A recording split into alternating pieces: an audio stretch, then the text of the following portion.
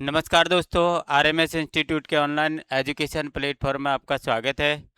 DEd second year वाले जो बच्चे हैं आईडीडी स्पेशलाइजेशन में, उनका पेपर नंबर हमारा 7, जिसके 12.3 मॉड्यूल तक हमारे कंप्लीट हो चुके हैं। 12.4 मॉड्यूल के बारे में आज अपन पढ़ने वाले हैं और इसके अंदर पढ़ेंगे हम रिज्यूम बनाना। रिज्यूम के प्रमुख भाग क्या होते हैं, अपना रिज्यूम लिखने का अभ्यास कैसे करें, रिज्यूम में सामान्य गलतियों को ठीक करने का क्या तरीका है, ये चीज़ अपन को यहाँ पर पढ़नी है। ठीक है ना। तो चलिए देखते हैं अपन रिज्यूम के प्रमुख तत्वों को पहचानें। प्रमुख तत्वों को पहचाने पहले, सबसे पहले जैसे इसमें आईटीआई कोर्स पूरा होने के बाद जॉब के लिए आवेदन करते समय आपसे रिज्यूम मांगा जाएगा। आप जो है आईटीआई कर चुके हैं, यदि आपको जॉब प्राप्त करनी है तो आपसे एक रिज्यूम मांगा जाएगा। अपने भावी एम्प्लॉयर से आप अपना परिचय आपके रिज्यूम से होता है। आप जिस भी कंपनी के अंदर या कहीं पर भी जाते हैं तो आपका जो परिचय है वो परिचय किससे होगा, आपके रिज्यूम से होगा। तो रिज्यूम के अंदर कौन कौन से तत्व शामिल होते हैं, तो ये तत्व आपको ध्यान रखना है। एक तो व्यक्तिगत जानकारी आपकी शामिल रहेगी, कैरियर का क्या उद्देश्य है ये रहेगा, शैक्षणिक योग्यता रहेगी, कार्य इंटर्नशिप अनुभव उपलब्धियां, पढ़ाई के अतिरिक्त गतिविधियां, रुचियां, कौशल, ये सारी चीज़ जो है आपको रिज्यूम के अंदर शामिल करना होता है। ये सारी चीज़ों के बारे में आपको लिखना होता है। ठीक है ना। तो ये रिज्यूम के तत्व आपको ध्यान रखने हैं। रिज्यूम लिखने का अभ्यास करें। आपको क्या करना है, जैसे आपको कैरियर का उद्देश्य आपने सबसे पहले लिख दिया, संपर्क जानकारी यहाँ पर लिख दी आपने, पूरा नाम लिख दिया, पता लिख दिया, मोबाइल नंबर, ईमेल आईडी, आपकी रुचि क्या क्या, आपको जैसे किताबें पढ़ना, गीत सुनना, पेंटिंग करना, खेलना। यहाँ पर कैरियर का उद्देश्य आपने लिख दिया। ठीक है ना। यहाँ पर आपने उदाहरण लिख दिए। मैं यहाँ पर उदाहरण इसका है उद्देश्य का, कि आप कौन कौन से उद्देश्य लिख सकते हो। मैं सर्किट वायरिंग कंप्यूटर से संबंधित मेरे ज्ञान और कौशल का प्रयोग कर इलेक्ट्रीशियन के रूप में इस कंपनी को आगे ले जाने में अपना योगदान देना चाहता हूँ। मतलब आप किस उद्देश्य से इस जॉब को प्राप्त करना चाहते हो। जैसे दूसरा उदाहरण यहाँ पर टाइपिस्ट का दे दिया। शैक्षणिक योग्यता लिख दी है कि वर्ष में कौन से वर्ष में कौन सा डिप्लोमा आपने किया, उसकी प्रतिशत, वर्ष। ठीक है ना, कुल प्रतिशत ये आपको लिखना पड़ेगा यहाँ पर। इसके बाद आपका अनुभव, एक्सपीरियंस जो आपको है, क्या जिम्मेदारी आपको वहाँ पर एक्सपीरियंस में रही। व्यावसायिक कौशल आपने कौन सा प्राप्त किया है, माताजी का, पिताजी का नाम, जन्म तारीख, भाषाएं कौन कौन सी आप जानते हैं, उपलब्धियाँ, आपने आज तक कौन कौन सी उपलब्धियाँ या पुरस्कार वगैरह आपको मिला है तो कौन कौन से मिले हैं। अंत में आपको दिनांक और स्थान लिखकर हस्ताक्षर करना होता है लास्ट में। तो ये आपके रिज्यूम के अंदर ये सारी चीज़ें जो हैं आपको आनी चाहिए। अब रिज्यूम बनाते समय क्या करना है और क्या नहीं करना है ये भी अपन को देखना है। जैसे रिज्यूम में 1 या 2 पेज का होना चाहिए। रिज्यूम में आपका या तो 1 पेज या 2 पेज, इससे ज़्यादा नहीं। अपने रिज्यूम में कोई भी गलती नहीं होनी चाहिए। प्रूफ रीड करने के लिए किसी की सहायता ले लें। रिज्यूम बनाने के बाद में आप उसकी प्रूफ रीडिंग करा लें, दूसरे व्यक्ति से उसको दिखवा लें, जिससे कि उसमें कोई गलती रहने का चांस नहीं हो। एक सरल, पढ़ने में आसान फॉन्ट स्टाइल 10 से 14 फॉन्ट साइज का उपयोग करें। ये मतलब आसान पढ़ने वाली फॉन्ट स्टाइल या फॉन्ट साइज का आपको प्रयोग करना है। एक साफ सुथरे फोल्डर में रखें। रिज्यूम के विभिन्न फॉर्मेट ऑनलाइन मिल सकते हैं। सादा, सरल और सबसे अच्छा लगने वाला प्रारूप चुनें। प्रारूप आपको थोड़ा अटपटा नहीं बनाना है, आसानी से दूसरे की समझ में आ जाए ऐसा प्रारूप आपको बनाना है। काम से संबंधित और तकनीक कौशलों का विस्तार से उल्लेख करें। आपकी काम से संबंधित और जो तकनीकी कौशल है आपके, उनका आपको पूरा विस्तार से इसमें वर्णन करना होता है। अपने पिछले कार्य अनुभव, वर्क एक्सपीरियंस और अपनी भूमिका के बारे में जानकारी इसमें आपको देनी है। अब आपको क्या नहीं करना है, अपने रिज्यूम में एक तो गलत फ़ोन नंबर और ईमेल आईडी गलत नहीं दें, ये अपन को विशेष रूप से ध्यान रखना है। अपने रिज्यूम में कोई झूठी जानकारी नहीं दें। आप झूठी जानकारी नहीं दें, कोई भी अपने एजुकेशन क्वालिफिकेशन के बारे में झूठ नहीं बोलें। गैर पेशेवर ईमेल आईडी का उपयोग करना। गैर पेशेवर, आपको कोई भी प्रोफेशनल ईमेल आईडी नहीं लिखनी है। अपने रिज्यूम में कुछ भी नकारात्मक बातें नहीं लिखें, कोई भी नेगेटिव बात नहीं लिखें। और वेतन संबंधी बातें लिखना। अपने रिज्यूम में कभी भी आप अपने पेमेंट संबंधी बात नहीं लिखें कि मुझे इतना पेमेंट काम के बदले चाहिए।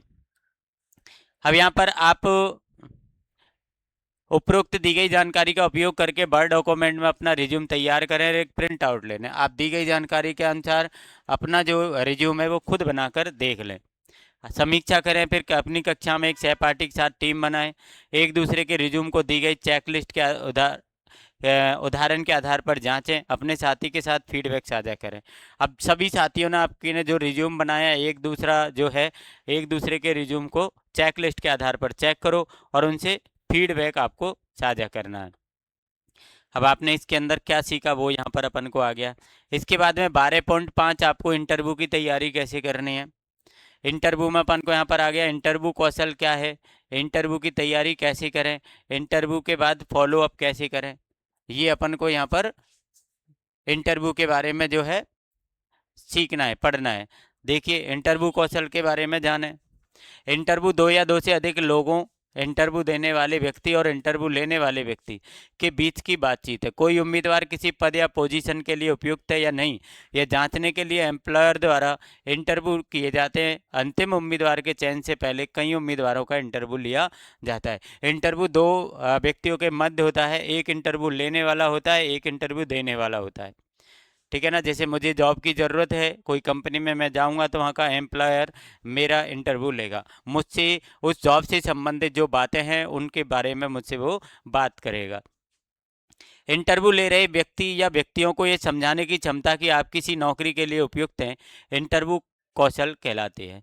आप दूसरे व्यक्ति को, जो इंटरव्यू आपका ले रहा है, उसको इस बारे में समझा सकें कि मैं इस नौकरी के लिए, इस पोस्ट के लिए मैं उपयुक्त कैसे हूँ, मतलब मैं सही कैसे हूँ। तो ये क्या है, आपका इंटरव्यू कौशल कहलाता है। महत्वपूर्ण इंटरव्यू कौशल कौन से हैं, जैसे स्पष्ट संवाद, आपका जो संवाद है, बातचीत करने का तरीका वो स्पष्ट होना चाहिए। सकारात्मक शारीरिक हाव भाव या बॉडी लैंग्वेज आपकी सही होनी चाहिए। सक्रिय होकर सुनना, आप एक्टिव होकर इंटरव्यू लेने वाले की बातों को सुने। आत्मविश्वास, सेल्फ कॉन्फिडेंस रखें और इंटरव्यू के सवालों की आप तैयारी करके यहाँ पर जाएंगे। अब इंटरव्यू की तैयारी कैसे करें। इंटरव्यू प्रक्रिया के 3 चरण है, पहले, दौरान और बाद में। इंटरव्यू के पहले आपको क्या करना है, इंटरव्यू के दौरान आपको क्या करना है और इंटरव्यू के बाद आपको क्या करना है। तो पहले रिज्यूम से संबंधित प्रश्नों की तैयारी करें। आपने जो रिज्यूम में लिखा है उनमें से यदि कोई भी प्रश्न आपसे पूछा जाए तो उसकी आप आराम से जानकारी दे सकें। अच्छे से खाना खाएं और आराम करें।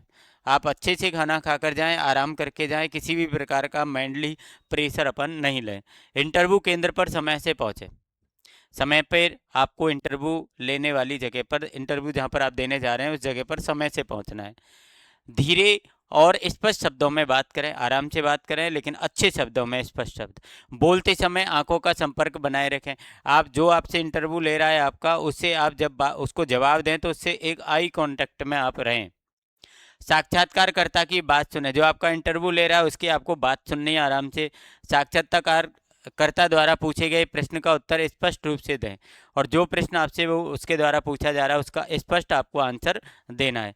अनावश्यक बहस और चर्चा में नहीं पड़े, फालतू की बहस अपन को उनके साथ में नहीं करनी है। सकारात्मकता से प्रश्न पूछे, साक्षात्कारकर्ता से प्रश्न पूछे और साक्षात्कारकर्ता को धन्यवाद दें। लास्ट में जब आपका इंटरव्यू ख़त्म हो जाए तो जिसने भी आपका इंटरव्यू लिया उसको आप धन्यवाद करके जाएं। बाद में क्या करना है, इंटरव्यू लेने वाले की ईमेल आईडी और फ़ोन नंबर लें। जिसने आपका इंटरव्यू लिया उसकी मोबाइल नंबर और ईमेल आईडी ले लें। जवाब आने तक धैर्य रखें। जब आपका आप प्रश्न पूछें, कोई भी चीज़ ये मोबाइल नंबर वाले पूछ रहे हैं तो आपको उसका जवाब आएगा, उस समय तक आपको धैर्य रखना है। 1 सप्ताह के बाद कॉल बैक करें और फॉलो अप करें। 1 सप्ताह के बाद उनको कॉल करके पूछ सकते हैं कि भाई हमारे इंटरव्यू का क्या हुआ। साक्षात्कारकर्ता से पूछे कि आप इससे बेहतर प्रदर्शन कैसे कर सकते हैं। और साक्षात्कार जो आपका ले रहा है, इंटरव्यू जो ले रहा है, उससे आप ये भी पूछ सकते हैं कि सर मुझे और अच्छा इंटरव्यू देने के लिए और क्या करना चाहिए। ठीक है। इंटरव्यू अपने साथ लेकर क्या जाना है अपन को, ये चीज़ आपको यहाँ पर दी गई है कि आपको क्या क्या लेकर जाना है। अपने रिज्यूम की कई प्रतियाँ, कई कॉपियाँ लेकर जानी है। शैक्षिक योग्यता प्रमाण पत्र की मूल और फोटोकॉपी, ओरिजिनल भी ले के जाने हैं, फोटोकॉपी भी ले जानी है। आपका फ़ोटो ले जाना है, आइडेंटिटी प्रूफ पहचान पत्र ले जाना है। पिछले संगठनों के अनुभव प्रमाण पत्र यदि कोई हो, अनुभव प्रमाण पत्र जहाँ जहाँ आपने पिछली काम किया है। इंटरव्यू में क्या पहनकर जाएं, अच्छी तरह से इस्त्री किए हुए फॉर्मल कपड़े पहनकर जाएं, प्रेस हुए। साफ दिखें और व्यक्तिगत स्वच्छता बनाए रखें। आप खुद को साफ रखना है, व्यक्तिगत स्वच्छता बनाकर रखना है, तब साफ सुथरे ढंग से आपको जाना है। अपने बालों को अच्छी तरह कंघी करें, बालों को अपने चेहरे से दूर रखें। बालों को आप अच्छी तरह कंघी करके जाएं, चेहरे पर आपके बाल नहीं आने चाहिए। पुरुषों के लिए अच्छी तरह से पॉलिश किए हुए जूतों के साथ शर्ट और ट्राउजर आप पहनकर जा सकते हैं, और अच्छी तरह आपके जो जूते हैं वो पॉलिश किए होने चाहिए। महिलाओं के लिए सलवार कमीज साड़ी और शर्ट और ट्राउजर, ये चीज़ आप महिलाएं पहन सकती हैं।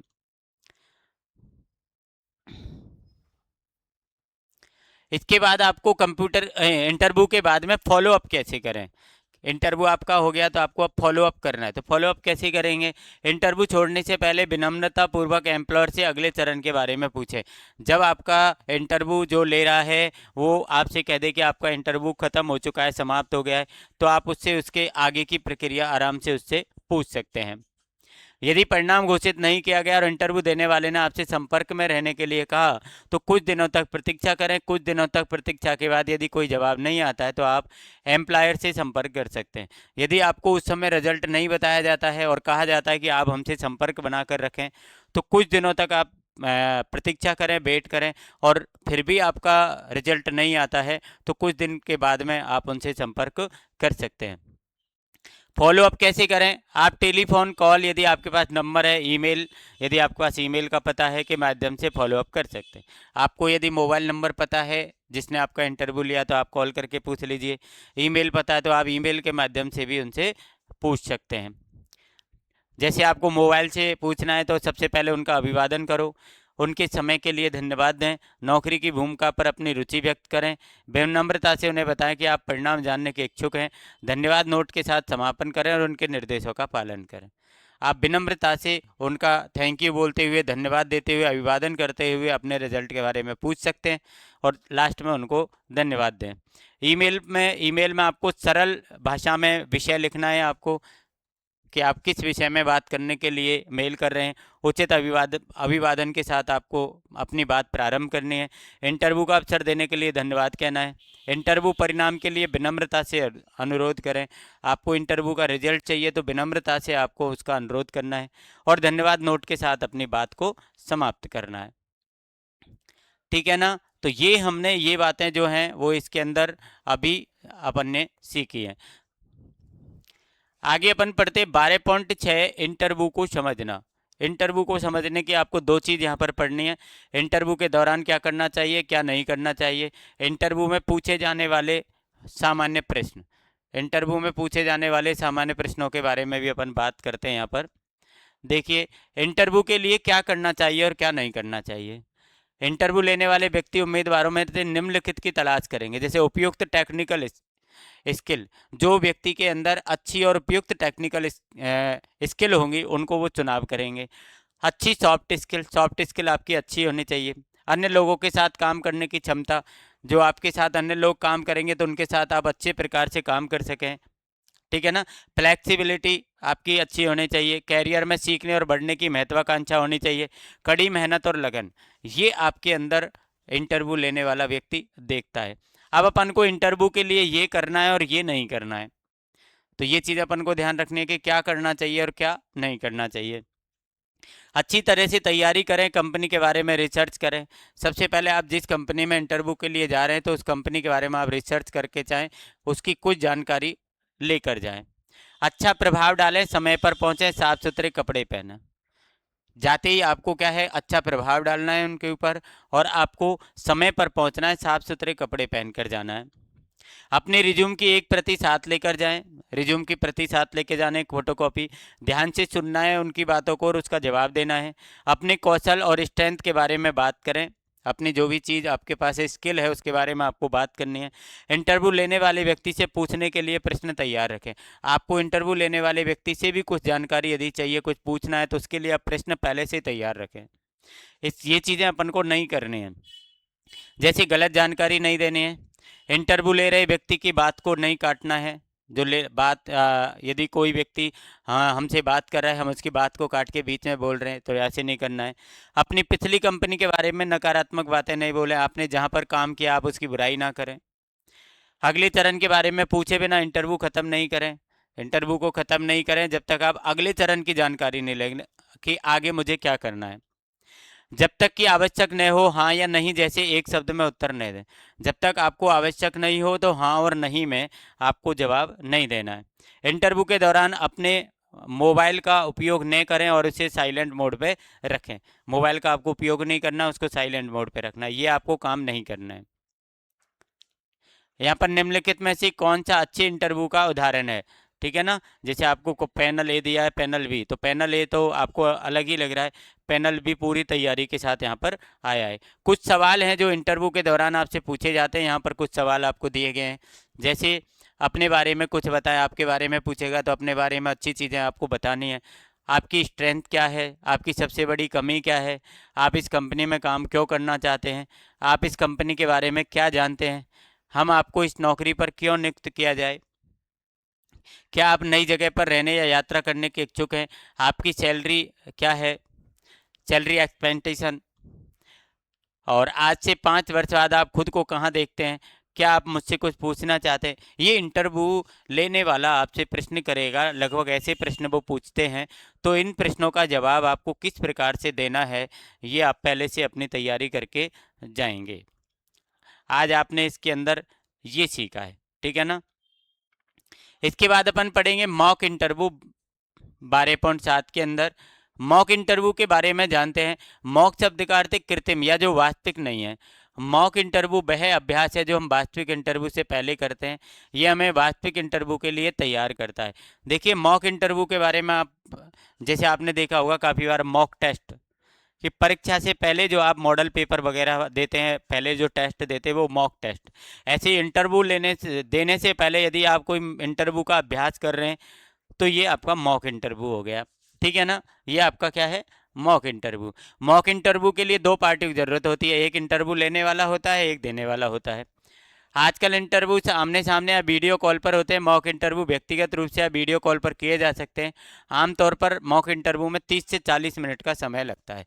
ये आप दोनों प्रकार से मॉक इंटरव्यू दे सकते हैं, एक तो आपके सामने व्यक्ति बैठे और एक आप ऑनलाइन तरीके से। मॉक इंटरव्यू होने के बाद इंटरव्यू देने वाले को फीडबैक दिया जाता है। फीडबैक देना मॉक इंटरव्यू का मुख्य उद्देश्य है। फीडबैक से हम समझ पाते हैं कि क्या अच्छा हुआ और इसमें क्या सुधार किया जाना चाहिए। जब मॉक इंटरव्यू आपका समाप्त हो जाता है तो जिसने आपका मॉक इंटरव्यू लिया है वो आपको फीडबैक देगा कि आपको क्या सुधार करने की आवश्यकता है, कौन सी चीज़ों में आपको सुधार करना है। मॉक इंटरव्यू के दौरान फीडबैक तैयार करने के लिए यहाँ कुछ सुझाव या टिप्स दिए गए हैं। कौन कौन से सुझाव दिए गए हैं? सबसे पहले इंटरव्यू लेने वाले से कहें कि वह ध्यान से इंटरव्यू देने वाले का अवलोकन करें। जो इंटरव्यू लेने वाले से कहना है अपन को कि वो ध्यान से जो आपका इंटरव्यू दे रहा है, तो दोनों का जो है वो मतलब दोनों का जो आई कांटेक्ट है वो बिल्कुल आमने सामने का होना चाहिए। देखने के बाद में इंटरव्यू लेने वाले से अपना अवलोकन नीचे तालिका संख्या 3 के अनुसार लिखने का अनुरोध करें। नीचे आपको दिए गई तालिका। इंटरव्यू की वीडियो रिकॉर्ड करने के लिए फ़ोन का उपयोग भी किया जा सकता है। आपने क्या अच्छा किया और क्या सुधार की ज़रूरत है समझने के लिए आप वीडियो देख सकते हैं। आप उसको रिकॉर्ड भी कर सकते हैं और क्या आपको सुधार की ज़रूरत है आप वीडियो में बाद में भी देख सकते हैं। फीडबैक को गंभीरता से लें, इससे आपको खुद को सुधारने में मदद मिलेगी। फीडबैक को आप गंभीरता से लेना, आगे आपको क्या सुधार करना है उसमें आपको मदद मिलेगी। याद रखें फीडबैक के लिए आप कई बार मॉक इंटरव्यू दे सकते हैं, और जब तक आपका इंटरव्यू जो है वो अच्छी प्रकार से आप इंटरव्यू देना नहीं सीख रहे हैं, जब तक आप मॉक इंटरव्यू दे सकते हैं, ठीक है। मॉक इंटरव्यू से कई फायदे हैं। फायदे के बारे में जानें कि आपको इंटरव्यू में कैसे बोलना है, कैसे कपड़े पहनने हैं, उचित बॉडी लैंग्वेज का इस्तेमाल आदि सीखने में मदद करता है। मॉक इंटरव्यू से आपको क्या फ़ायदा मिलता है, ठीक है ना। तो क्या फ़ायदा मिलता है, आपको कैसे बोलना चाहिए, कैसे बैठना चाहिए, कैसे कपड़े पहनने चाहिए, बॉडी लैंग्वेज आपकी कैसी होनी चाहिए, किस प्रकार से आपको क्वेश्चनों का जवाब देना है, किस प्रकार से उसका एंड करना है, ये सारी चीज़ें आप मॉक इंटरव्यू से सीखते हैं। अच्छा मॉक इंटरव्यू करने के लिए यहाँ कुछ सुझाव दिए गए हैं। क्या क्या सुझाव है? जैसे स्वयं को ये मानकर तैयार करें कि ये आपका वास्तविक इंटरव्यू है। जब आप मॉक इंटरव्यू दे रहे हैं तो आप ये नहीं माने कि ये मॉक इंटरव्यू है, आप ये माने कि ये वास्तविक इंटरव्यू है, ये मुझे अच्छी प्रकार से देना है।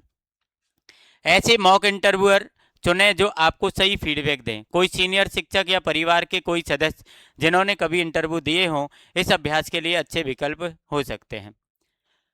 ऐसे मॉक इंटरव्यूअर चुनें। आपको इंटरव्यू लेने वाला ऐसा चुनना है जो आपको सही फीडबैक दे सकता है।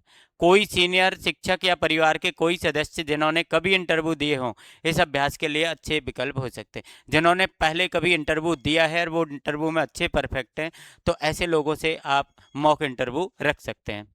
सही सेटिंग चुनें। यात्रा करते समय या किसी गैर पेशेवर वातावरण में या अपने घर पर मॉक इंटरव्यू न करें। घर पर आपको मॉक इंटरव्यू नहीं करना है, सही सेटिंग चुननी है। यात्रा करते समय या गैर पेशेवर वातावरण में या आपको घर में इंटरव्यू की जगह आपको बिल्कुल नहीं चुननी है। अच्छी तरह ड्रेस अप हो, ऑफिस में पहने जाने वाले कपड़े पहने और साफ सुथरे दिखें। अच्छी तरह आपकी ड्रेस हो, ऑफिस में पहने जाने वाले कपड़े आपको पहनने हैं और साफ सुथरे आपको दिखना है। वास्तविक इंटरव्यू की तरह अपने दस्तावेज या कागजात तैयार रखें। ये जैसे आपको ये सोचना है कि मेरा वास्तविक इंटरव्यू हो रहा है, उसी प्रकार से आपको डॉक्यूमेंट वगैरह तैयार रखने हैं। इंटरव्यू में आमतौर पर पूछे जाने वाले प्रश्नों के उत्तर तैयार करें। इंटरव्यू में आमतौर पर पूछे जाने वाले जो प्रश्न होते हैं उनके आपको उत्तर तैयार रखने हैं। अपना मॉक इंटरव्यू रिकॉर्ड करें। अपना जो मॉक इंटरव्यू है वो आपको रिकॉर्ड करना है। सबसे महत्वपूर्ण बात, शांत रहें और आत्मविश्वास बनाए रखें। आपका प्रदर्शन निश्चित रूप से अच्छा होगा। सबसे महत्वपूर्ण बात क्या है कि आपको शांत रहना है और अपना सेल्फ कॉन्फिडेंस बनाकर रखना है। आइए मॉक इंटरव्यू के अभ्यास के बारे में जानें। सामान्य इंटरव्यू में पूछे जाने वाले प्रश्न आपको देखने हैं। मॉक इंटरव्यू के दौरान क्या करें और क्या नहीं करें, फीडबैक के लिए प्रारूप। इंटरव्यू में पूछे जाने वाले सामान्य प्रश्न ये पहले भी अपन को आ चुके हैं। क्या आप अपने बारे में कुछ बता सकते हैं? आपकी जॉब में रुचि क्यों है? इस जॉब में रुचि क्यों है? आप हमारी कंपनी के बारे में क्या जानते हैं?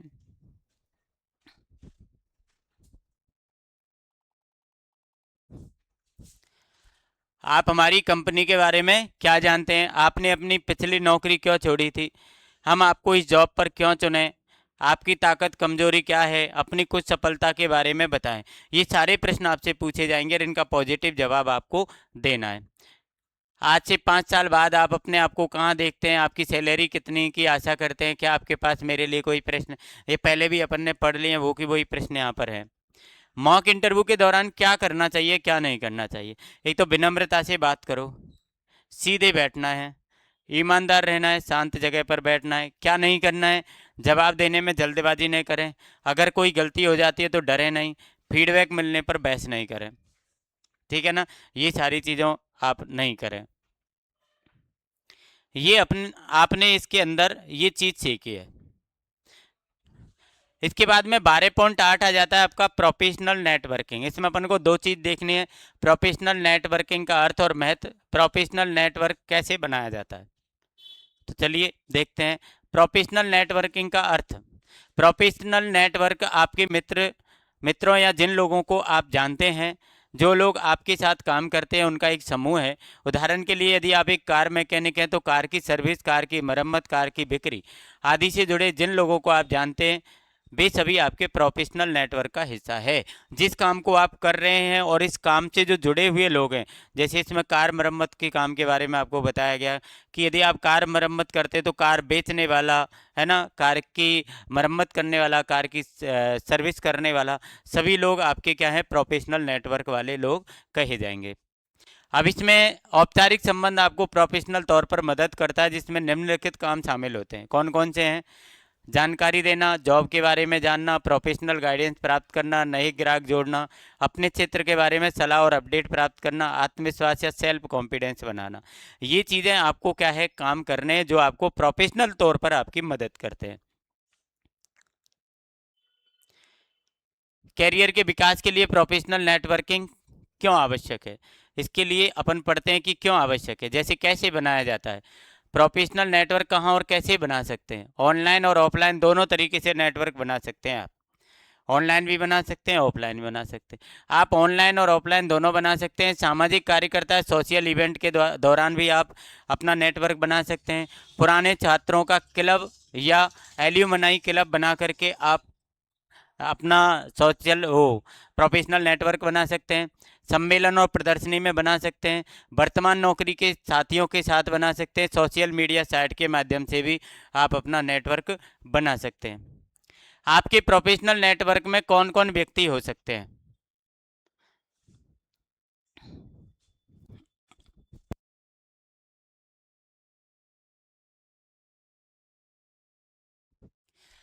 कौन कौन व्यक्ति हो सकते हैं? जैसे कॉलेज के प्रोफेसर हैं, ये आपके साथ हो सकते हैं।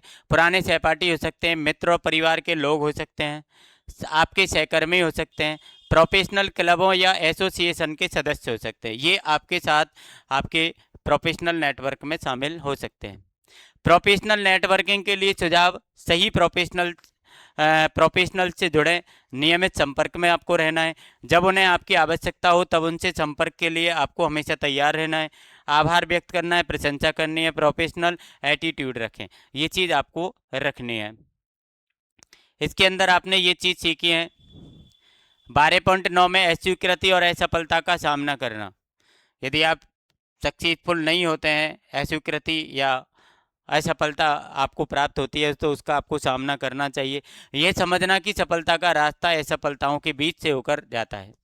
नामंजूरी और असफलता के सकारात्मक पहलुओं को समझना, ये दो चीज़ अपन यहाँ पर पढ़ने वाले हैं। तो देखिए, जाने की सफलता को असफलता की सीढ़ी कैसे बनाए, असफलता को सफलता की सीढ़ी कैसे बनाए। असफलता का मतलब है किसी लक्ष्य को पाने में या कोई काम करने में सफलता ना मिलना। जब हम कोई लक्ष्य तय करते हैं लेकिन कुछ से हासिल नहीं कर पाते तो इसे असफलता या विफलता कहा जाता है। जो लक्ष्य आपने डिसाइड किया है, यदि वो लक्ष्य आप प्राप्त नहीं कर पाते तो ये आपकी असफलता या विफलता कहलाती है। किसी के द्वारा किसी चीज़ को स्वीकार नहीं करना, यदि आप किसी के द्वारा किसी बात को या किसी भी चीज़ को स्वीकार नहीं किया जाता है तो वो अस्वीकृति कहलाती है। हम सभी अपने जीवन में कई बार असफलता और नामंजूरी के दौर से गुजरते हैं। भविष्य में ज़्यादा से ज़्यादा सफल होने के लिए हमें सकारात्मकता के साथ असफलता और नामंजूरी का सामना करना सीखना होगा। आपको पता है, काफ़ी बार हमारे लक्ष्य से हम दूर हो जाते हैं, लक्ष्य प्राप्त नहीं कर पाते, असफलता मिलती है हमको। कई बार हमारे कार्यों की स्वीकृति हमको नहीं मिल पाती है। तो इन चीज़ हम सामना कैसे करेंगे, ये हमको आना चाहिए। असफलता, नामंजूरी हमें दुखी और निराश कर सकते हैं, लेकिन वास्तव में ये हमारे लिए कुछ नया सीखने के अच्छे अवसर भी दे सकते हैं। असफलता से सीखकर हम अपनी कमियों का पता लगा सकते हैं और खुद को सुधार सकते हैं। यदि आप कोई काम में असफल हो गए तो आप उस असफलता से आप सीख ले सकते हैं और आप अपने आप को सुधार सकते हैं। नामंजूरी और असफलता का सामना करने के सकारात्मक तरीके से कैसे करें, यहाँ पर आपको एक उदाहरण दिया गया है। थॉमस अल्वा एडिसन को सही तरह से काम करने वाले बिजली के बल्ब का आविष्कार करने से पहले 10,000 बार असफलता का सामना करना पड़ा था। जब उनसे पूछा गया कि इतनी असफलता के बाद भी उन्होंने कैसे कर दिखाया, तो उन्होंने जवाब दिया, मैं असफल नहीं हुआ, अब मुझे वो 10,000 तरीके पता है जिनसे बल्ब नहीं बनाया जा सकता। 10,000 बार उन्होंने बल्ब बना करके देखा लेकिन नहीं बना, और 10,000 बार असफल होकर वो सफल हुए, मतलब बल्ब बना। तो उनसे पूछा गया, भाई आप 10,000 बार असफल होने के बावजूद भी आपने बल्ब बनाया। तो उन्होंने जवाब दिया कि मैं असफल नहीं हुआ, बल्कि मुझे 10,000 ऐसे तरीकों के बारे में जानकारी मिली जिनसे बल्ब नहीं बन सकता। तो ये भी एक सफलता है। दूसरा उदाहरण डॉक्टर एपीजे अब्दुल कलाम का है। वे भारत के पहले सैटेलाइट लॉन्च व्हीकल के प्रोजेक्ट मैनेजर थे। पहला प्रयास विफल रहा और रॉकेट समुद्र में गिर गया। उन्होंने काम करना बंद नहीं किया। ठीक 1 साल बाद लॉन्च का दूसरा प्रयास सफल रहा। पहले प्रयास में वो विफल हुए, लेकिन दूसरा प्रयास उन्होंने तुरंत किया और वो दूसरे प्रयास में सफल हो गए। आसानी से अपन इनसे यही समझ सकते हैं दोनों उदाहरणों से कि असफल होना या नामंजूर होना आम बात है। कोई भी असफल और नामंजूर हो सकता है। हम सभी को असफलता, नामंजूरी का सकारात्मक तरीके से सामना करना चाहिए। सकारात्मक तरीके से आप उनका सामना कीजिए। जब असफलता और नामंजूरी का सामना सकारात्मक रूप से किया जाता है तो हमारी सफलता की संभावना बढ़ जाती है। यदि आप असफलता या नामंजूरी का सामना अपने पॉजिटिव सोच के साथ करते हैं तो आपकी सफल होने की जो चांस हैं वो और ज़्यादा बढ़ जाते हैं। सफलता या नामंजूरी का मतलब यह नहीं कि हम दोबारा कोशिश नहीं कर सकते। आप किसी कार्य में असफल हो गए तो इसका मतलब ये थोड़ी है कि आप इसको कर ही नहीं सकते, आप दोबारा करके देखिए। हम असफलता से कैसे सीख सकते हैं कि सफलता कैसे प्राप्त करते हैं, इसके बारे में सोचें। आपको इसके बारे में सोचना है कि आपने कैसे कैसे वर्क किया जिसमें आप असफल हो गए, कहाँ कमी रही है तो उसको आप सुधार कर सकते हैं। केंद्रित रहें, अपने लक्ष्य की तरफ अपना ध्यान ज़्यादा केंद्रित करें, भटकने न दें। एक ब्रेक लें, अपने आगे जो आप करना चाहते हैं उसके बारे में आराम से एक थोड़ा सा ब्रेक लेकर के आराम से उसके बारे में सोचें। हार नहीं माने, आपको कभी भी हार नहीं माननी है, चाहे आप कितनी बार भी असफल हो जाएं। मदद लें, यदि आपको किसी की मदद और प्रेरणा की ज़रूरत है, गाइडेंस की ज़रूरत है, तो आप उनसे गाइडेंस ले सकते हैं। और अपने आप पर विश्वास करें। सबसे बड़ी बात है सेल्फ कॉन्फिडेंस। सेल्फ आपको विश्वास रखना पड़ेगा, खुद का विश्वास आपको रखना पड़ेगा। यहाँ पर आपने ये चीज़ें जो हैं इसके अंदर सीखी हैं। इसके बाद अपन क्या आ जाता है 12.10 इंडस्ट्री विजिट 1। आप इंडस्ट्री का विजिट कर रहे हैं, ठीक है ना। विजिट मतलब उसको देखने के लिए जा रहे हैं। ये विजिट करना है तो आपको यहाँ पर खुद को ये सारी चीज़ें भरनी है। विजिट का तो मतलब ये गतिविधि है। गतिविधि मतलब हम किसी कंपनी के अंदर गए, हमने वहाँ पर क्या क्या देखा। जैसे इसमें दिया गया है इंडस्ट्री विजिट या एक्सपोजर विजिट से असल दुनिया में हो रहे कामों को देखने, समझने और विशेषज्ञों से बात करने का मौका मिलता है। अपने इंस्टीट्यूट या संस्थान से अनुरोध करें कि वे किसी आसपास की कंपनी में आपकी विजिट करवाएं। आप जहां पर कोई भी चीज़, कोई भी ज्ञान ले रहे हैं, कोई भी इंस्टीट्यूट आपका है, उनसे कह सकते हैं आप भैया हमारी बगल की कोई कंपनी है उसमें आप विजिट करवा दीजिए। तो यहाँ पर आप विजिट में कुछ प्रश्नों के साथ जाना हमेशा फ़ायदेमंद रहता है। ऐसे 5 प्रश्न लिखें जो आप अपनी विजिट के दौरान विशेषज्ञों या एक्सपर्ट से पूछेंगे। जब आप किसी कंपनी में विजिट करने के लिए जाएं तो सबसे पहले अपन को ये चीज़ सोच करके जानी है, प्रश्न अपने मन में बना के लेके जाने कि मुझे वहाँ पर कौन कौन सी जानकारी प्राप्त करनी है, कौन कौन सी चीज़ें वहाँ पर एक्सपर्ट से पूछनी है। तो ऐसे ही आप विजिट नंबर 2 कर सकते हैं। यहाँ पर आप अगली इंडस्ट्री विजिट की तैयारी करें। जो चीज़ आपसे पहले रह गई है उसकी आप दूसरी विजिट में अपन जानकारी प्राप्त करें। और इंडस्ट्री विजिट के बाद का चिंतन, जब आप विजिट कर लें एक कंपनी में, 2 कंपनी में, जब आपकी विजिट हो जाए तो उसके बाद आप चिंतन करें। क्या चिंतन करें कि मैंने प्रोफेशनल्स और एक्सपर्ट से बात की, मैंने सीखा कि कार्यस्थल पर किस तरह से काम होता है, ये चीज़ मैंने सीखी है। इस विजिट से मुझे कैरियर के बारे में निर्णय लेने में मदद मिलेगी। मैं ये समझ पाया या पाई कि कार्यस्थल पर मुझे किस तरह का रवैया, एटीट्यूड रखना चाहिए, कार्यस्थल पर मुझे कैसे ढंग से रहना चाहिए। मैंने अपने लिए इंटर्नशिप का मौका खोजा। इंटर्नशिप का मौका आपने, और आप विजिट के अंदर गए, जब आप विजिट करने गए तो आपका कैसा अनुभव रहा, ये आपको अपने मन से आप आराम से लिख सकते हो। एल्यूमनाई या एचआर द्वारा गेस्ट लेक्चर। एल्यूमनाई या एचआर जो है आपका कंपनी का, उसका गेस्ट लेक्चर, इसमें हमारे संस्थान में आने वाले एल्यूमनाई और एचआर में किस तरह के सवाल पूछे, एचआर से सवाल पूछकर जॉब मार्केट के बारे में समझना, ये 2 चीज़ अपन इसके अंदर पढ़ने वाले हैं। गेस्ट लेक्चर के बारे में समझें पहले।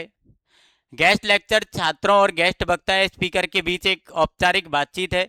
गेस्ट स्पीकर एक एल्यूमनाई, आपके संस्थान के पूर्व विद्यार्थी या एचआर प्रोफेशनल हो सकते हैं। ये क्या है, गेस्ट लेक्चर छात्रों और गेस्ट वक्ता या स्पीकर के बीच की एक औपचारिक बात होती है, ठीक है ना, इसको हम गेस्ट लेक्चर कहते हैं। एल्यूमनाई से बात करने और कार्यस्थल में उनके अनुभवों को जानने के लिए गेस्ट लेक्चर एक बेहतरीन प्लेटफॉर्म है। आपको कोई किसी के बारे में भी कोई भी जानकारी आपको प्राप्त करनी है तो सबसे अच्छा विकल्प रहेगा गेस्ट लेक्चर। मतलब आप उनके बारे में सीखें, जानें, समझें। आइए एचआर या गेस्ट स्पीकर के लिए सही सवाल किस प्रकार हमारी सहायता करते हैं। जैसे गेस्ट लेक्चर क्यों आयोजित किए जाते हैं, गेस्ट लेक्चर आयोजित क्यों होते हैं। विशेषज्ञों या एक्सपर्ट और प्रोफेशनल से वास्तविक दुनिया के अनुभव जानने के लिए। विशेषज्ञ और एक्सपर्ट और प्रोफेशनल्स से वास्तविक दुनिया के बारे में आपको जानकारी मिलेगी, इसके लिए हमको गेस्ट लेक्चर जरूरी है। कार्यस्थल की अपेक्षाओं को समझने के लिए, कार्यस्थल की अपेक्षाओं को समझना चाहिए। नौकरी के विभिन्न क्षेत्रों में आ रहे बदलावों के बारे में सूचित करने के लिए, नौकरी के विभिन्न क्षेत्रों में जो बदलाव आ रहे हैं उनके बारे में सूचित करने के लिए भी ये जरूरी है। कामकाज की दुनिया के लिए जरूरी कौशल और क्षमताओं को अपडेट करने के लिए, हमें प्रेरित करने के लिए गेस्ट लेक्चर जो है वो ज़रूरी होता है। इसके अंदर अपन क्या है, कौन कौन से सवाल पूछ सकते हैं, ये एल्यूमनाई से पूछे जाने वाले हैं, ये एचआर से पूछे जाने वाले, मतलब पूर्व विद्यार्थियों से आप क्या पूछ सकते हैं और एचआर से आप क्या पूछ सकते हैं। जैसे नौकरी पाने के लिए सबसे ज़रूरी कौशल क्या है, ये आप पूछ सकते हैं। कौन से कौशल हमें अपने कैरियर में आगे बढ़ने में मदद करते हैं, ये अपन पूछ सकते हैं। आप अपनी नौकरी के बारे में निर्णय कैसे लिया, आपने जो नौकरी की उसका निर्णय कैसे लिया, आपने वेतन सैलरी पर कैसे बात की, अपने माता पिता परिवार को अपने काम के बारे में कैसे मनाया, क्या आपको अपनी नौकरी के लिए स्थानांतरित होना पड़ा, इससे जुड़ी चुनौतियां क्या थी। ये आप एचआर से पूछ सकते हो कि एक अच्छे रिज्यूम के लिए क्या टिप्स हैं, कैसे बनाया जा सकता है अच्छा रिज्यूम। इंटरव्यू के दौरान कुछ किन बातों का ध्यान रखना बहुत ज़रूरी है। अपनी कंपनी में नौकरी के लिए अप्लाई कैसे करें, मुझे एंट्री लेवल की नौकरी में क्या उम्मीद करनी चाहिए। खालिस्तान सेक्टर, जो भी सेक्टर है आपका, उस सेक्टर में कैरियर का विकास का पथ क्या है, क्या जॉब मार्केट के लिए डिजिटल कौशल आवश्यक है, मुझे सही नौकरी का चयन कैसे करना चाहिए। ये अपन एचआर से ये प्रश्न पूछ सकते हैं। ये कुछ प्रश्न यहाँ पर और भी आपको दिए गए हैं। ये प्रश्न हमारे मन से संबंधित होते हैं कि हम कैसे कैसे प्रश्न उनसे पूछ सकते हैं। ये कोई फिक्स नहीं है, पर ये आपको आइडिया दिया गया है कि ऐसे ऐसे प्रश्न आप पूछ सकते हो। यहाँ पर हमने ये चीज़ें सीखी, उसमें से मुख्य बातें क्या सीखी ये अपन यहाँ पर नोट कर सकते हैं और लिख सकते हैं। प्लेटफॉर्म आधारित नौकरियों से परिचय। प्लेटफॉर्म आधारित काम क्या है। अर्बन कंपनी हेल्पर जैसे पोर्टल का पता लगाना, पोर्टल पर रजिस्ट्रेशन करना, ये चीज़ अपन यहाँ पर सीखेंगे। आप इनमें से किस ऐप से परिचित हैं, सही का निशान लगाएं जिससे आप परिचित हैं। जैसे ओला उबेर तो आप जानते ही हैं, इनका तो आप नहीं जानते तो कोई दिक्कत नहीं है। प्लेटफॉर्म आधारित काम के बारे में जानना है अपन को। प्लेटफॉर्म आधारित काम कैसे होता है। इंटरनेट के इस दौर में हमें नौकरी के लिए किसी एक कंपनी के साथ काम करने की ज़रूरत नहीं है। प्लेटफॉर्म आधारित नौकरियां स्वरोजगार का एक शानदार तरीका है। प्लेटफॉर्म आधारित नौकरियां हमें अच्छे पैसे कमाने में भी मदद कर सकती। प्लेटफॉर्म आधारित नौकरी जो होती है, इसमें स्वरोजगार का सबसे बढ़िया आसान तरीका है प्लेटफॉर्म वाला। कैसे है, यहाँ पर आपको देखिए, वेबसाइट और ऐप के माध्यम से आप काम करेंगे। वर्कर टू कस्टमर और वर्कर टू कंपनी। कैसे, worker to customer, plumber, electrician, delivery करने वाले लोग के लिए अर्बन कंपनी, हेल्पर, डेंजो, स्विवी जैसे ऐप के जरिए काम मिल जाता है। आपको डिलीवरी वगैरह कर सकते हो, प्लम्बर का काम कर सकते हो, इलेक्ट्रिशियन का काम कर सकते हो। वर्कर टू कंपनी, कुछ ऐसे ऐप आपको सीधे कंपनियों के साथ काम ढूंढने में मदद करते हैं। ये जॉब्स लेखन, संपादन, डिजाइनिंग आदि से संबंधित होते हैं। आपको कुछ कंपनियां जो हैं वो आपको सीधे काम ढूंढने में मदद करती हैं। ये वर्कर टू कंपनी हो गई। यहाँ पर आपको ये दिए गए हैं लोकप्रिय वेबसाइट, जो कौन कौन सी कंपनियां ऐसी हैं जो ऐसे प्लेटफॉर्म के काम जो हैं वो आपको प्रोवाइड कराती हैं। आमतौर पर इन प्लेटफॉर्म की वेबसाइट में दो भाग होते हैं। एक भाग ग्राहकों के उपयोग के लिए, दूसरा भाग काम ढूंढने वाले लोगों के लिए होता है। ये इच्छुक लोगों को उनके साथ पार्टनर बनने या प्रोफेशनल रूप से साइन अप करने के लिए न्योता देते हैं। ये ऊपर वाली जो कंपनी है, इसमें दो पार्ट होते हैं। एक तो कस्टमर उनसे जुड़ता है और एक काम करने वाले जुड़ते हैं। कि आपको यदि इस कंपनी के साथ मिलकर कोई जॉब करनी है, धंधा करना है, तो आप इनके साथ जुड़कर काम कर सकते हैं। अर्बन कंपनी एक ऐसा प्लेटफॉर्म है जहां लोग इलेक्ट्रीशियन, प्लम्बर, ब्यूटिशियन आदि सेवाओं की तलाश करते हैं। अगर आप अर्बन कंपनी के द्वारा दी जाने वाली कोई भी सेवा देते हैं या काम करते हैं तो आप इस पोर्टल पर काम ढूंढ सकते हैं। ये जो पोर्टल है आपका अर्बन कंपनी, ये इलेक्ट्रीशियन, प्लम्बर, ब्यूटिशियन आदि की सेवाओं की तलाश यहाँ पर लोग करते हैं। यदि आप ये काम करना चाहते हैं तो आप यहाँ पर इसकी कंपनी पर जॉब ढूंढ सकते हैं। ठीक है ना। ये आपकी हेल्पर के लिए कंपनी है, इस पर आप हेल्पर के लिए देख सकते हैं। यहाँ पर आपको जो अर्बन कंपनी है उसमें ये सुविधाएं यहाँ पर हैं। इनमें से कोई भी काम आप करना चाहें तो आप जॉब ढूंढ सकते हैं। पोर्टल पर रजिस्टर कैसे करें। वेबसाइट पर आपको साइन अप करना है, रजिस्टर विद अस का ऑप्शन ढूंढना है। साइन अप का या रजिस्ट्रेशन का ऑप्शन ढूंढना है। ठीक है ना। तुरंत कमाई करना शुरू करें, अपना विवरण शेयर करें। यहाँ पर जो भी विवरण आपसे पूछा जाए, नाम, मोबाइल नंबर, ईमेल आईडी या आपके काम का तरीका, है ना, वो सब आपको यहाँ पर नोट करना है। अपने नाम, फ़ोन नंबर, ईमेल। काम पाने के लिए कुछ दस्तावेज शेयर करने पड़ते हैं, जैसे आपका आईडी प्रूफ वगैरह है। ध्यान से सोचें, प्लेटफॉर्म पर चलाने वाली कंपनी द्वारा निर्धारित शर्तों में अपने सवालों की एक सूची बनाएं। किसी सपोर्ट स्टाफ या प्रतिनिधि से संपर्क करें। आपको जो भी है उसकी जो टर्म एंड कंडीशन है कंपनी की, उस टर्म और कंडीशन पर आपको काम करना होता है। अपने आवेदन के मंजूर होने के बाद अंतिम अनुबंध को स्वीकार करने से पहले नियम और शर्तों को बहुत ध्यान से पढ़ लें। कंपनी के नियम और शर्तों को आपको ध्यान से पढ़ लेना है। इसमें अपन ने ये चीज़ जो है वो यहाँ पर सीखी है। इसके बाद अपन का 12.15 आ जाता है, ऑनलाइन पोर्टल के माध्यम से नौकरियों के लिए आवेदन करना। जो आप खूब जानते हैं कि नौकरियों के लिए आप कैसे आवेदन करते हैं। जॉब सर्च इंजन क्या है, ऑनलाइन नौकरियों को कैसे खोजें, आवेदन करें। तकनीशियन के लिए उपलब्ध नौकरी को कैसे खोजें। यहाँ पर अपन को ये जो है सर्च इंजन के बारे में जानना है। सर्च इंजन का मतलब होता है जो जॉब पोर्टल है, ये एक वेबसाइट होती है जो आपको, जहाँ से आप अपनी नौकरी के लिए या जॉब तलाश कर सकते हो, इसको अपन सर्च इंजन के नाम से जानते हैं। जॉब सर्च इंजन होता है। ओनली सर्च इंजन तो जैसे गूगल वगैरह, इस पर कुछ भी देखा जा सकता है, लेकिन जॉब सर्च इंजन जहाँ पर केवल जॉब सर्च की जाती है, ये होता है। यहाँ पर आपको कुछ लोकप्रिय जो है लिस्ट ऑफ जॉब वेबसाइट है, ये जॉब से संबंधित है। नौकरी और इंडीड जैसे पोर्टल में हर तरह की नौकरियां हैं। कुछ विशिष्ट स्पेशल पोर्टल बहुत खास तरह की नौकरियां खोजने के लिए डिज़ाइन किए गए हैं। जैसे यहाँ पर उदाहरण के लिए फ्रेशर्स वर्ल्ड, जो विशेष रूप से फ्रेशर के लिए एक मतलब पोर्टल बनाया गया है। फ्रेशर मतलब जो पहली बार काम ढूंढ रहे हैं। जॉब फॉर हर, हर का मतलब महिलाओं के लिए, जो विशेष रूप से महिलाओं के लिए बनाया गया है। ऑनलाइन खोजें और आवेदन कैसे करें। आपको जैसे ही आपको कोई भी पोर्टल पर यदि ऑनलाइन कोई भी जॉब निकली हुई है, तो आप उसके लिए ऑनलाइन आवेदन कैसे कर सकते हैं। तो वहाँ पर आपको अप्लाई के लिए ऑप्शन आता है। वहाँ पर आप अपनी प्रोफाइल बनाएं, अपनी सामान्य डिटेल जो है वो यहाँ पर भर सकते हैं। रिज्यूम आपका अपलोड कर सकते हैं। जॉब सर्च कर सकते हैं। नौकरी ढूंढने के लिए आप तैयार हैं तो उसे खोजने के लिए विशिष्ट कीवर्ड का इस्तेमाल करें।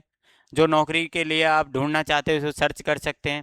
फिर नौकरी के लिए आवेदन करें। आपको वहाँ पर कुछ नौकरियों की लिस्ट आ जाएगी कि भाई ये पोस्ट यहाँ पर खाली है, तो उसके लिए आप आवेदन कर सकते हो। और इसके बाद आप आवेदन की स्थिति देख सकते हो, इसका स्टेटस देख सकते हो कि मेरे फॉर्म का क्या हुआ। कभी कभी जॉब पोर्टल में ऐसी जॉब पोस्ट की जाती है जो नकली फर्जी होती हैं, आपको गुमराह करने की कोशिश करती है। इन पोस्ट या उन कंपनियों के किसी व्यक्ति के साथ बातचीत करने से बचें। कुछ कंपनियां फ्रॉड करती हैं, फेक जॉब निकाल देती हैं, तो उनसे आपको बचना चाहिए। फर्जी नौकरियों की पहचान कैसे करें। कंपनियां आमतौर पर नौकरियों के लिए आवेदन हेतु पैसे नहीं मांगती। पैसे नहीं मांगती आमतौर पर कंपनियां। पैसे मांग रही तो इसका मतलब वो फर्जी हो सकती है। व्यक्तिगत वित्तीय जानकारी शेयर नहीं करें, जैसे बैंक खाता संख्या, debit card number, pin number. ये चीज़ें यदि आपसे कोई जॉब के फॉर्म में मांगा जा रहा है तो इसका मतलब वो फेक है। अगर भी बहुत कम काम के लिए बहुत सारा पैसा देने की पेशकश करते हैं तो ये संदेहास्पद है। आपसे काम कम लिया जा रहा है, पैसा आपको ज़्यादा दिया जा रहा है, तो इसका मतलब है कि वो भी आपकी फ्रॉड हो सकती है। अगर भी आपकी कौशल की जांच या इंटरव्यू के लिए बिना आपको नौकरी की पेशकश करते हैं, आपकी ना तो कौशल की जांच की जा रही, ना आपकी कोई परीक्षा है, ना आपका कोई इंटरव्यू है, डायरेक्ट आपको आ जाओ नौकरी ले जाओ, यदि ऐसे कोई आपको बोला जा रहा है तो वो फ्रॉड हो सकती है। इंटरव्यू से पहले कंपनी के बारे में ऑनलाइन जांच पड़ताल करें। ग्लास डोर जैसी वेबसाइटों पर देखें। आपको वेबसाइट की पूरी तरीके से जांच पड़ताल कर लेनी है, इसके बाद ही उस पर जॉब सर्च करना है। तकनीशियनों के लिए उपलब्ध नौकरी ढूंढना, जैसे आपको कंपनी की सूची बना सकते हो कि कौन कौन सी कंपनियों में किस किस प्रकार की जॉब है।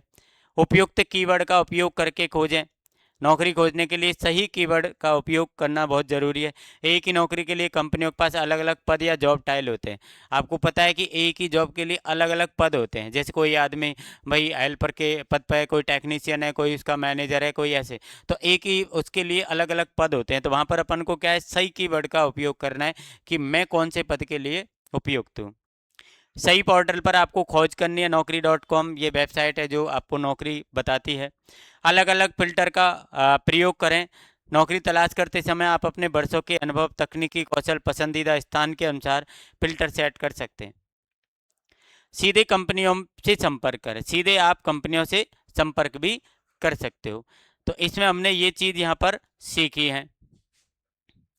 इसके बाद है आपका 12.16 अप्रैक्टिसशिप के लिए नामांकन। तो NAPS पोर्टल होता है, इसके बारे में अपन को जानकारी प्राप्त करनी है। NAPS पोर्टल पर रजिस्ट्रेशन कैसे करें और नौकरी के लिए अप्लाई कैसे करें, चलो देखते हैं। NAPS पोर्टल के बारे में जानें। आपको पता है कि राष्ट्रीय प्रशिक्षुता प्रोत्साहन योजना यानी national apprenticeship promotion scheme Bharat सरकार द्वारा सुपरवाइजर या एम्प्लॉयर के माध्यम से अप्रेंटिसशिप प्रशिक्षण देने की एक योजना है। ये क्या है, आईटीआई के छात्रों के लिए विशिष्ट इंडस्ट्री में 1 साल का प्रशिक्षण कार्यक्रम है। कोई भी व्यक्ति जिसकी उम्र 14 साल या उससे ज़्यादा है, वह शारीरिक रूप से स्वस्थ है, यदि उसके पास प्रशिक्षण के लिए आवश्यक न्यूनतम योग्यता है, तो वह अप्रशिक्षित प्रशिक्षण के लिए आवेदन कर सकता है। इसमें क्या है कि अपन को कुछ मासिक स्टाइपेंड राशि भी दी जाती है। कहने का मतलब ये कि यदि आपने आईटीआई कर लिया लेकिन आपको ट्रेंड नहीं है, आप प्रशिक्षण आपको नहीं मिला है, तो आप 1 साल का प्रशिक्षण यहाँ पर ले सकते हो, गवर्नमेंट आपको प्रशिक्षण देगी। इसके फायदे क्या है, नौकरी का प्रशिक्षण या ट्रेनिंग आपको मिलेगी, पढ़ाई के दौरान आप कमाई भी कर पाएंगे, कुछ पैसा मिल जाएगा आपको, एडवांस मशीनरी ऑपरेट करना आप सीख जाएंगे, इंडस्ट्री से जुड़ी महत्वपूर्ण बातों को आपको जान जाएंगे, पूरा होने पर प्रमाण पत्र और सर्टिफिकेट भी आपको दिया जाता है। अब यहाँ पर रजिस्टर किस प्रकार करना है, ये साइट आपको खोलनी है। इसके बाद में रजिस्टर का ऑप्शन आएगा, अप्रेंटिसशिप के अवसर आपको मिलेंगे। शुरुआत कैसे करें, उम्मीदवार मैनुअल, कैंडिडेट यूजर मैनुअल से आपको इसकी शुरुआत करनी है, ठीक है ना। एनएपीएस पोर्टल पर रजिस्ट्रेशन कैसे करें, आपके पास एनएपीएस पोर्टल पर रजिस्ट्रेशन करने के लिए जरूरी चीज उपलब्ध होनी चाहिए। कौन कौन सी, जैसे कोई भी आईटीआई का प्रमाण पत्र की मूल प्रति आपके पास हो, 14 से 60 साल की आयु आपकी होनी चाहिए, मोबाइल नंबर ईमेल आईडी होने चाहिए, Aadhaar card, photo, digital sign, ITI प्रमाण पत्र, ये सब आपको जेपीजी या पीएनजी फॉर्मेट में स्कैन हुए होने चाहिए। एनएपीएस पोर्टल पर रजिस्ट्रेशन कैसे करें, यहाँ पर देखिए पूरी जो प्रक्रिया है यहाँ पर दिखाई गई है। ये आपका साइट है, इस साइट पर आपको जाना है। इसके बाद में आपको यहाँ पर कैंडिडेट पर क्लिक करना है, लॉगिन पर क्लिक करके। इसके बाद में आपको यहाँ पर कुछ पर्सनल जानकारी यहाँ पर बतानी है। आपका यहाँ पर एक रजिस्ट्रेशन नंबर आ जाएगा। इसके बाद आपको यहाँ पर एक आपको पोर्टल पर जो है यहाँ पर आपका रजिस्ट्रेशन नंबर, अपनी ईमेल पर जाएं, वेरिफिकेशन खोलें और एक्टिवेट करने पर आपकी मेल को खोलना है। यहाँ पर एक मैसेज आएगा और एक्टिवेट पर आपको क्लिक करना है, जिससे कि एक्टिवेट हो जाएगी। अपनी प्रोफाइल कैसे पूरी करें, इसके बाद दोबारा लॉगिन करें, ये साइट आपके सामने खुलकर आएगी और अपनी प्रोफाइल जो है यहाँ पर एडिट करके आपको पूरा ऐड एजुकेशन आपको ऐड करनी है यहाँ पर। इसके बाद में एजुकेशन की डिटेल ये आपसे मांग लेगा, आईटीआई की जो आपको डिटेल भरनी है यहाँ पर, आईटीआई का सर्टिफिकेट आपको अपलोड करना है, वरीयता भरनी है, आप कौन कौन सी चीज़ों की प्रशिक्षण प्राप्त करना चाहते हैं यहाँ पर आपको खुलेंगी ये। आधार वेरिफिकेशन पर क्लिक करना है, आपको आधार नंबर लगा के उसका ओटीपी लगा के वेरिफिकेशन करना है। एनएपीएस पोर्टल पर नौकरियों के लिए अप्लाई कैसे करें, अब नौकरियों के लिए अप्लाई कैसे करना है आपको, डैशबोर्ड पर 3 सेक्शन है। यहाँ पर आपको देखिए, आपको यहाँ पर जो मिल रहा है अप्रेंटिसशिप अपॉर्चुनिटी, मतलब आपको यहाँ पर एक अनुबंध के द्वारा आपको कैंडिडेट का डैशबोर्ड जो है वो आपको दिखाई देगा, जो आपने पहले बना रखा है, ठीक है ना। यहाँ पर अपन को आप सभी उपलब्ध अवसरों को देखने के लिए टॉप मेन्यू पर क्लिक कर सकते हैं। यहाँ पर क्लिक करके आपको सब चीज़ यहाँ पर अपनी लॉगिन बन गई कुल मिलाकर एक तरीके से, और आप इस पर सारी चीज़ जो है वो ढूंढ सकते हैं।